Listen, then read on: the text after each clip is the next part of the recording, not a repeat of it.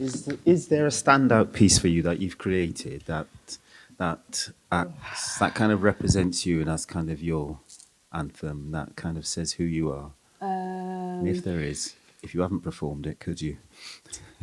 Do I have a standout poem that represents me? Or your favourite?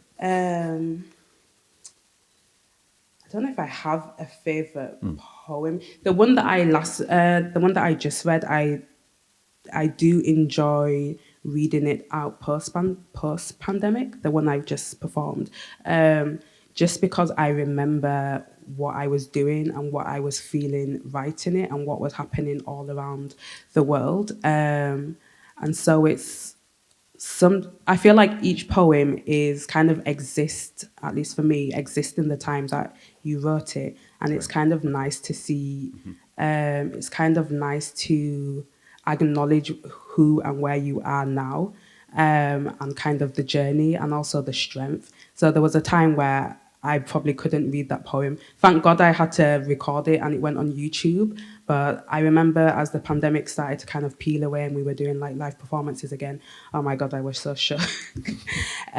So this piece, as of like the last 2 years, is definitely, it's a standout piece for me, just because I'm sure, yeah. I know I keep saying the pandemic, but I'm sorry to keep reminding you guys, but it was just like a Twilight Zone. It was just so eerie. And so it's nice to kind of be here, and you kind of like have to be thankful for everyone that is here right now. So that piece is definitely kind of I give thanks kind of piece for sure. So with you saying that about being in the present and the now, are your poems current then, sort of about what's going on, or what drives you to write them? What? Sorry, I was going to say money. No, because I'm usually commissioned. So I wouldn't be lying. Keep it Like real. these, Keep it real. yeah, to be honest, I mean, got to pay the bills. So these pieces are definitely commissioned pieces. And I guess the two, I think the ones I've read have both been commissioned pieces. But